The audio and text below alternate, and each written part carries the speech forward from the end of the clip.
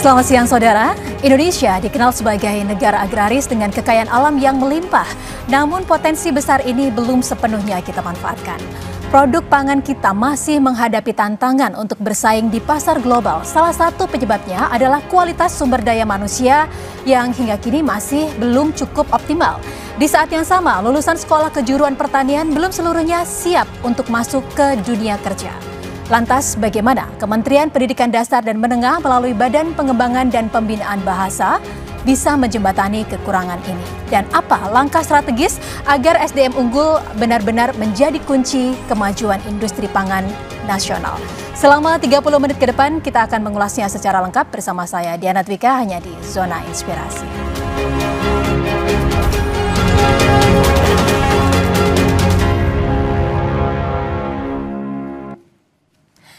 Baik, untuk membahasnya sudah hadir Kepala Badan Pengembangan dan Pembinaan Bahasa, Bapak Hafiz Muksin. Selamat siang, Pak Hafiz. Selamat siang, Mbak Diana. Terima kasih banyak sudah meluangkan waktu bersama kami di sini, Bapak. Dengan senang hati. Yang pastinya kita semua sepakat ya, Pak, kalau kita menyatakan Indonesia itu sangat kaya potensi alamnya, begitu ya. Benar Tapi yang sekali. seperti tadi saya sampaikan, masih banyak sekali kendala, tantangan, hambatan untuk bisa bersaing di pasar global, terutama di industri pangan.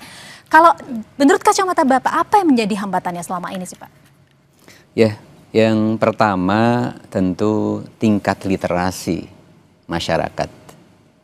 Generasi muda terhadap potensi kekayaan alam kita yang akan menjadi sumber inspirasi, sumber pendapatan, dan sumber prestasi masa depan. Sehingga pemahaman mereka terhadap sektor-sektor untuk bisa memberdayakan, mengolah kekayaan alam itu belum tergarap dengan baik. Nah, itu adalah faktor literasi yang tentu menjadi upaya kita. Yang kedua, kualitas SDM kita juga masih rendah. Sehingga belum mampu untuk mengolah kekayaan alam yang melimpah itu untuk kepentingan kesejahteraan rakyat. Nah, sedangkan yang ketiga tentu kita tadi bicara tentang bagaimana hasil produksi pangan. Kalau tingkat literasinya rendah, kualitas SDM rendah, maka secara otomatis kualitas hasil produksi pangan kita pun ya belum sepenuhnya memenuhi standar kualitas industri, sehingga belum bisa bersaing di tingkat nasional apalagi di global gitu. Dalam hal ini Kemendikdasmen melalui Badan Bahasa kan selalu berupaya ya Pak untuk bisa mengoptimalkan SDM yang unggul terutama untuk industri pangan. Yang ingin kita ketahui sebenarnya apa yang menjadi mengapa hal ini cukup relevan dan sangat urgent Pak, kalau dari kacamata dari Badan Bahasa sendiri? Ya, ini saya kira yang harus kita pahami bersama ya. Kita sudah merdeka 80 tahun. Ya. Kita harus kembali kepada apa yang menjadi tujuan pembangunan nasional. Di mana dalam Undang-Undang Dasar 1945 itu dinyatakan bahwa kita memiliki tujuan pembangunan untuk melindungi segenap bangsa dan seluruh tumpah darah Indonesia. Kemudian memajukan kesejahteraan umum, mencerdaskan kehidupan bangsa, serta ikut melaksanakan ketertiban dunia ya, yang berdasarkan kemerdekaan, kemudian kebebasan abadi dan keadilan sosial. Nah, pertanyaannya, apakah kita sudah cerdas masa kita? Itu yang menjadi pertanyaan. Kedua, kenapa ini penting? Karena di dalam Rencana Pembangunan Jangka Panjang Nasional atau RPJMN tahun 2025-2045 itu juga dinyatakan bagaimana sektor pertanian itu menjadi prioritas nasional untuk ketahanan pangan dan juga untuk mengurangi kemiskinan. Nah, itu sebagai yang pertimbangan kedua.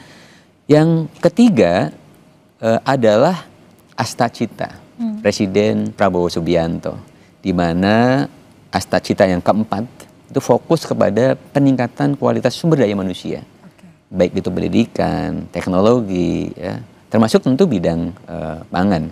Dan yang berikutnya, Astacita yang kelima itu adalah fokus kepada bagaimana hilirisasi, ya, kemudian juga industrialisasi yang memiliki nilai tambah terhadap produksi-produksi dalam negeri, termasuk tentu dampak terhadap industri pangan supaya meningkatkan ekonomi kreatif dan seterusnya. Nah, itu adalah yang ketiga. Yang keempat, kita juga tahu bahwa PBB memiliki tujuan pembangunan berkelanjutan atau Sustainable Development Goals, ya, di mana di SDG yang kedua itu juga menekankan transformasi sistem pangan berkelanjutan, ya, sehingga ini juga sangat penting untuk peningkatan produktivitas petani, ya, sebagai upaya untuk menjaga kedaulatan pangan. Dan SDG yang keempat itu juga menekankan bagaimana peningkatan mutu, inklusivitas pendidikan, ya, fokus kepada bagaimana kita sebagai negara agraris tentu meningkatkan pertaniannya, kewirausahaannya, dan juga penguatan kepada pendidikan vokasi yang berbasis kepada kebutuhan lapangan dan juga nilai-nilai lokal yang dimiliki. Itu dari sisi pertimbangan SDGs. Baik. Nah, berikutnya kita juga punya visi Kementerian Pendidikan Dasar Menengah, yaitu Pak Menteri menekankan pendidikan bermutu untuk semua. Artinya semuanya harus memiliki kualitas yang sama. Baik. Bagaimana memperluasnya, relevansinya mutu dengan kebutuhan dunia kerja, itu juga menjadi sebuah visi Pak Menteri. Dan dalam menjalankan visi, beliau menekankan bagaimana menumbuhkan partisipasi semesta untuk bisa bergerak bersama.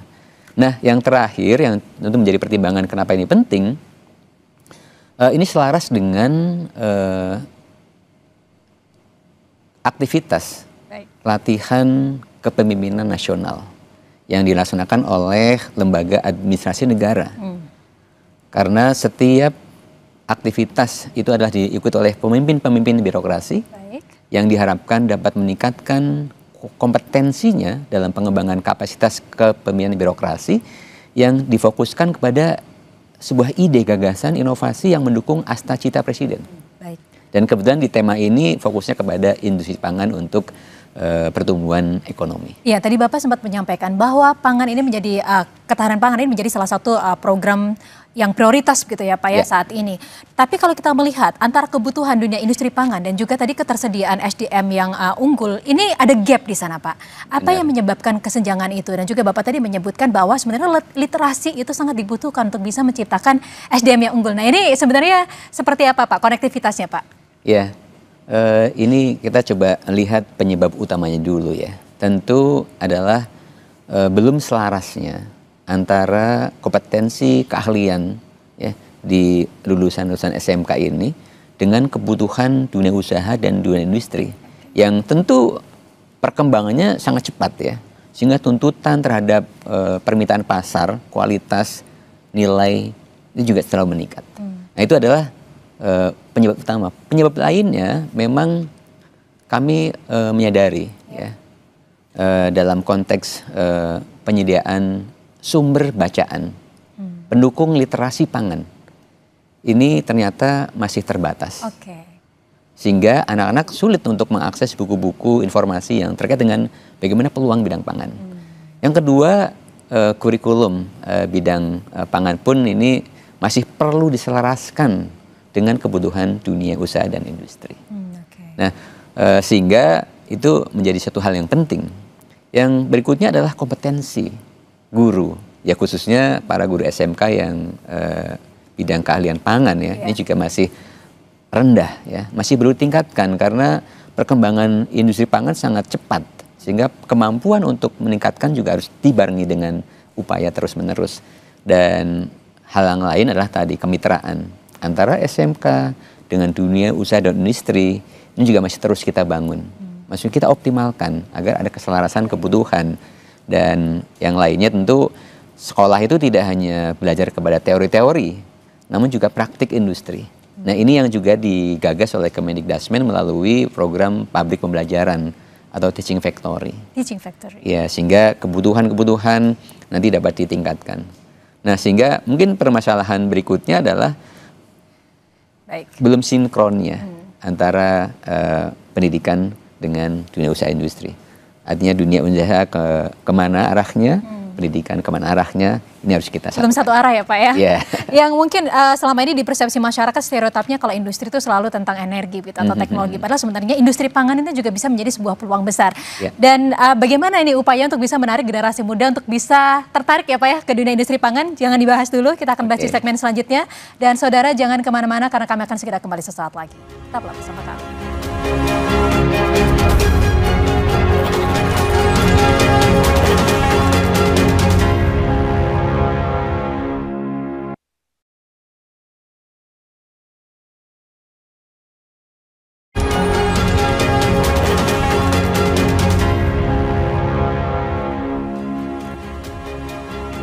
Terima kasih Anda masih bersama kami di Zona Inspirasi dan kita masih bersama dengan Kepala Badan Pengembangan dan Pembinaan Bahasa Bapak Hafiz Muksin. Kita masih membahas bagaimana bisa meningkatkan SDM yang unggul ya Pak ya untuk bisa mendapatkan industri pangan yang optimal begitu. Tadi kita pertanyaannya adalah sebenarnya masih ada peluang yang sangat besar untuk industri pangan begitu. Tapi sayangnya mungkin saat ini generasi-generasi saat ini tuh kurang tertarik ke arah sana. Nah, bagaimana Pak kiat-kiatnya untuk bisa menarik generasi saat ini untuk bisa terjun ke industri pangan? Ya, yang pertama adalah tentu edukasi ya. Yeah. Bagaimana kami di Badan Pengembangan dan Pembinaan Bahasa itu memberikan edukasi dengan berbagai aktivitas ya, termasuk sumber-sumber bacaan yang bermutu untuk bisa memberikan informasi, pengetahuan, wawasan kepada para generasi muda agar mereka memiliki ketertarikan ke dalam sektor pangan. Itu yang pertama. Yang kedua adalah tentu kampanye. Ini yang terima kasih dengan Kompas TV ya sudah mengkampanyekan bagaimana pentingnya pangan karena kampanye ini harus menyentuh berbagai pihak yang lebih luas ya, menyadarkan mereka bahwa sektor pangan ini bukan jalan buntu, namun menjadi ladang harapan yang menjanjikan masa depan. Ya. Dan yang ketiga tentu pendidikan dan pembelajaran terhadap literasi pangan juga perlu digalakan kepada para generasi muda sejak dini. Nah, kedua, kami mencoba untuk melakukan identifikasi terhadap penyediaan buku-buku bacaan bermutu, ya, sehingga cerita-cerita terkait dengan tema pangan ini juga akan kita lakukan, perbanyak. Dan ini kami kolaborasikan dengan berbagai pihak, termasuk dengan Badan Pangan Nasional, kemudian dengan Perpustakaan Nasional dan perguruan tinggi. Ya. Dan tentu yang berikutnya kita ingin bagaimana buku-buku yang ada ini juga kita lakukan penjenjangan supaya sesuai dengan tingkat kelasnya ya, dari mulai PAUD, SD, TK, SMP, SMA dan sebagainya. Dan kita ingin menyediakan buku-buku itu agar mudah diakses baik di sekolah maupun di taman bacaan masyarakat. Dan yang lainnya tentu bagaimana kita ingin mengembangkan upaya-upaya melalui pelatihan-pelatihan pemanfaatan buku-buku itu. Jadi tidak sekadar untuk menyediakan, namun juga pemanfaatannya. Ya. Dan tentu kita juga mendorong bagaimana penyusunan kurikulum muatan lokal bidang pangan nantinya dapat diterapkan di sekolah. Kedua, berikutnya adalah kolaborasi. Nah, ini yang saya kira penting ya, bagaimana dalam membangun sebuah ide, gagasan atau program, tentu kolaborasi sudah menjadi sebuah kebutuhan. Benar. Sehingga kami di Kementerian Pendidikan Dasar Menengah ini kolaborasi 3 unit utama, yaitu Badan Bahasa, kemudian Badan Standar Kurikulum dan Asesmen Pendidikan, serta Dirjen Pendidikan Vokasi, Pendidikan Khusus, dan Pendidikan Layanan Khusus. Ini di lingkup Kementerian Pendidikan Dasar Menengah ya, supaya ini adalah sebagai sebuah bentuk kolaborasi lintas unit utama. Sedangkan dengan pihak eksternal tentu dengan Badan Pangan Nasional, kemudian tadi dengan Perpustakaan Nasional, dengan pemerintah daerah, dengan perguruan tinggi, juga dengan komunitas penggerak literasi. Nah itu yang ketiga yang saya kira menjadi bagian penting dari upaya kita. Iya, memang ada banyak sekali program ini tidak bisa berjalan sendiri ya Pak ya, harus dikolaborasikan dengan berbagai pihak supaya tujuannya bisa tercapai. Lantas dari apa yang sudah Bapak lakukan, ini implementasinya kan seperti apa Pak? Ya, saya analogikan sebagai sebuah bangunan rumah ya. Jadi yang pertama tentu kita harus memiliki pondasi yang kuat. Maka literasi itu adalah sebagai pondasi bangunan yang nantinya akan dapat menjadi landasan bagi pilar-pilar berikutnya. Yang kedua adalah penyusunan kebijakan terkait dengan tadi kurikulum yang sesuai dengan kebutuhan dunia usaha dan industri. Yang ketiga adalah peningkatan kompetensi keahlian para guru, terutama guru-guru yang memang membidangi di bidang pangan, ya, khususnya di SMK. Yang keempat adalah tautsue atau link and match, ya, antara kebutuhan dunia usaha dan industri dengan lulusan SMK. Dan tentu yang berikutnya yang saya anggap ini adalah sebagai sebuah payung atau atap rumah. Kalau tadi 3 adalah pilarnya, atapnya adalah pabrik pembelajaran atau teaching factory yang ada dikembangkan di sekolah, kolaborasi dengan dunia usaha dan industri. Itu adalah 5 hal penting yang akan kita lakukan dalam rangka membangun SDM unggul. Jadi ada kolaborasi di sini, kalau saya memetakan ada pemerintah, sekolah, dan juga dunia usaha, dunia industri, begitu ya Pak ya? Ya, Bapak lantas ini bagaimana supaya program-program ini bisa terrealisasikan secara berkesinambungan ya Pak? Baik, jadi yang pertama tentu dalam penyusunan literasi, ya, kami di Badan Bahasa melakukan identifikasi sumber-sumber bacaan. Yang kedua, kita menyusun sebuah gerakan, yaitu menggiatkan kembali gerakan literasi nasional atau GLN. Berikutnya kita juga melakukan upaya penyusunan kebijakan yang terkait dengan standar kemahiran berbahasa Indonesia. Ya, ini penting karena literasi juga harus didasari dengan kemahiran berbahasa Indonesia. Ya. Yang berikutnya kita menyusun buku-buku bacaan bermutu yang sudah kita identifikasi, kita lakukan penjenjangan sampai dengan penyampaian kepada masyarakat. Nah, berikutnya adalah selain dengan itu, kita tentu dengan bidang kurikulum, ya, dalam hal ini dengan Badan Pangan Nasional itu menyusun rencana aksi nasional pangan dan gizi dengan memetakan analisis kebutuhan kira-kira apa saja yang perlu dilakukan untuk tingkat PAUD, SD, SMP, dan seterusnya. Nah, di antaranya kami juga melakukan upaya untuk menyusun kurikulum muatan lokal sebagai sebuah contoh, ya, nanti untuk diajukan oleh pemerintah daerah, oleh sekolah dengan berbagai inisiatif berbagai pihak dan pelibatan partisipasi dari praktisi, akademisi, dan juga dunia usaha juga kita libatkan dalam penyusunan kurikulum tersebut. Nah, sedangkan yang kaitan dengan peningkatan kapasitas SDM, khususnya guru di SMK, tentu dilakukan dengan upaya menentukan analisis kebutuhan dulu. Bidang apa yang perlu ditingkatkan oleh guru sesuai dengan kebutuhan industri. Kemudian penyusunan kurikulum, bahan ajar untuk mereka bisa meningkat, dan pelaksanaan kompetensi yang dilakukan oleh Ditjen Vokasi yang dilakukan melalui balai-balai pengembangan peningkatan kompetensi di bidang vokasi. Nah, tentu yang lainnya bagaimana itu kegiatan berlangsung, kita juga melakukan pemantauan bagaimana rencana tindak lanjut guru-guru itu supaya apa yang sudah diberikan pelatihan diimbaskan kepada siswanya, ya. Dan ini dilakukan secara terus-menerus. Nah, berikutnya adalah kaitan dengan pelaksanaan kemitraan, ya. Jadi tautsue antara sekolah dengan industri. Jadi penyelarasan kurikulum, kemudian magang di sekolah, peningkatan kompetensi guru, itu dilakukan oleh sekolah dengan Dudi. Nah, berikutnya tentu dilakukan kerjasama, penandatanganan kerjasama antara sekolah dengan Dudi sesuai dengan tadi kearifan lokal, kebutuhan lokal dan kekayaan lokal yang bisa dikembangkan. Dan tentu terakhir dari tahapan itu adalah bagaimana pengembangan pabrik pembelajaran di sekolah. Kita mengidentifikasi sekolah-sekolah mana yang punya potensi untuk melakukan program pabrik pembelajaran. Kemudian mereka lakukan pembimbingan teknis bagaimana program itu berjalan sampai dengan lengkap. Dan tentu bagaimana mereka bekerja sama dengan implementasinya. Dan terakhir tentu kita ingin melihat bagaimana implementasinya gitu. Implementasi daripada aktivitas itu terlaksana apa tidak.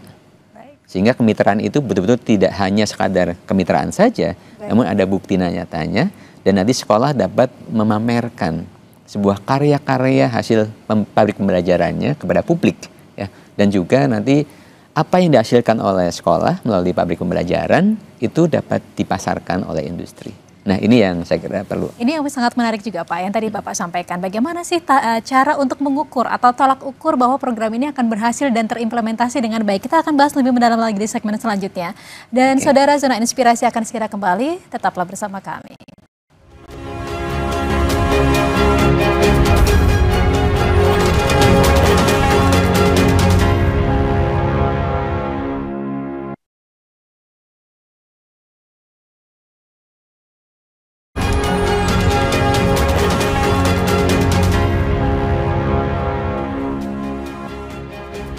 Anda masih bersama kami di Zona Inspirasi. Kita masih membahas tentang SDM unggul untuk industri pangan. Bapak, tadi kita sudah menyampaikan ada banyak sekali program begitu yang diimplementasikan saat ini supaya bisa melahirkan SDM yang unggul untuk bisa melahirkan industri pangan yang optimal. Nah, ini targetnya akan seperti apa, Pak? Ya, tadi target pertama tentu adalah literasi ya. Bagaimana buku-buku pengayaan untuk bisa menarik perhatian siswa, generasi muda terhadap sektor pangan itu meningkat. Itu yang akan kita coba galakan. Yang kedua adalah bagaimana SDM unggul itu nanti dapat kita tingkatkan, khususnya para guru-guru SMK. Berikutnya adalah bagaimana produksi pangan ini juga dapat meningkat ya, dengan tingkat varian yang banyak, dan tentu kesadaran terhadap upaya bidang pangan ini juga terus kita tingkatkan, sehingga keselarasan antara kebutuhan dunia usaha dengan industri terhadap lulusan SMK ini dapat terkait, betul ya. Nah, yang lain adalah bagaimana target ini nantinya ya, setelah literasinya meningkat, kemudian kualitas SDM-nya juga meningkat, maka kita ingin targetkan kemitraan antara sekolah dengan dunia usaha ini dapat terus tumbuh. Sesuai dengan kebutuhan pasar tentunya dan kearifan lokal. Dan nanti pabrik-pabrik pembelajaran itu juga dapat kita tingkatkan. Nah, sehingga hasil daripada pabrik pembelajaran yang ada di sekolah, produksinya, targetnya adalah nanti dapat diakomodir oleh industri sebagai produksi yang dipasarkan lebih luas. Sehingga nantinya sekolah tidak hanya sebagai pusat pembelajaran, namun juga pusat produksi di mana produksinya dapat dipasarkan. Sehingga ada perputaran aktivitas budaya usaha ya, wirausaha tumbuh di sekolah juga dengan kekayaan yang kita dapatkan. Tapi nanti parameter pengukuran untuk bisa melihat atau indikatornya itu seperti apa ketika program ini berjalan dengan baik atau tidak? Ya, tentu bicara literasi kita ingin mengukur dari sisi indeks literasi masyarakatnya. Bagaimana indeks literasi masyarakat meningkat? Ya, karena literasi tadi sebagai pondasinya. Kalau literasi meningkat, tentu diantaranya adalah literasi terkait dengan pangan. Karena bagaimana literasi itu tidak hanya pemahaman, pengetahuan saja, tapi bagian mengolah informasi yang dia dapatkan untuk meningkatkan pengetahuan dirinya dan mengaktualisasikan dalam kehidupan nyata, termasuk bagaimana bidang pangan. Yang kedua tentu adalah kita ingin meningkatnya kompetensi guru SMK di bidang pangan, sehingga mereka punya standar kualifikasi kompetensi yang diukur ya, dengan berbagai bidang yang dia ikuti melalui sertifikasi uji kompetensi. Ya. Yang berikutnya adalah kalau tadi disampaikan kebutuhan industri banyak, lulusan banyak, namun belum terserap. Nah, nanti kita akan ukur bagaimana keterserapan lulusan SMK di dunia usaha dan industri. Tentu melalui studi atau kajian penelusuran alumni ya, yang masuk. Karena dengan adanya kemitraan, anak-anak yang lulus SMK banyak yang nantinya akan langsung diserap di dunia industri yang sebagai mitra. Nah, itu adalah target atau tolak ukur yang bisa kita lihat. Artinya memang sudah dari program implementasi dan juga tujuannya juga sudah jelas, bahkan tolak ukurnya juga, parameter atau indikatornya juga sudah jelas ya Pak ya? Benar. Ini apa yang menjadi harapan terbesar Bapak? Ya, harapannya adalah pertama tadi sesuai dengan tujuan pembangunan nasional, SDM satu sisi dan pangan sisi lain. Ini akan kita gabungkan sehingga sumber daya manusia yang unggul itu dapat diwujudkan sehingga dapat mengolah kekayaan alam Indonesia menjadi sumber produksi yang dapat meningkatkan produktivitas ekonomi. Ya, di sisi lain, tentu dengan kekayaan alam kita, dengan SDM yang unggul dan pangan yang baik, maka akan meningkatkan kesejahteraan masyarakat Indonesia dan juga tadi literasi kita akan meningkat terus dengan berbagai aspek yang kita tunjukkan bahwa literasi adalah sebuah pondasi untuk mewujudkan SDM unggul masa depan. Jadi kita ingin menanamkan sebuah harapan dengan berbagai makanan-makanan yang sehat dan bergizi, dengan pengolahan yang baik, sehingga menumbuhkan generasi yang sehat, yang kuat, yang cerdas dan berkarakter. Sebagai insan berprestasi, ya, sebagai SDM unggul untuk bisa memasuki generasi emas di tahun 2045. Itu menjadi harapan kita bersama ya Pak. Benar, Semoga bisa terwujud. Dan pastinya memang Pak, sebuah negara itu, kemajuan sebuah negara itu memang sangat tergantung sama SDM-nya begitu. Dan literasi menjadi salah satu kuncinya begitu ya Pak ya. Dan semoga dengan program ini akhirnya industri pangan Indonesia juga bisa maju, SDM unggulnya bisa terbentuk dan bisa menjadi industri pangan yang berdaya saing global seperti itu. Benar. Semoga bisa terlaksana dengan baik ya Pak programnya dan bisa benar-benar memajukan SDM unggul dan juga industri pangan Indonesia menjadi go publik dan juga go internasional. Terima kasih banyak Pak Hafiz, terima kasih sudah hadir bersama kami. Salam sehat dan sampai bertemu lagi di lain kesempatan. Baik, terima kasih Mbak Diana. Dan saudara, demikian perbincangan kita di Zona Inspirasi siang hari ini. Semoga informasi ini membawa manfaat untuk Anda. Saya Diana Dwiqa undur diri. Terima kasih, sampai jumpa.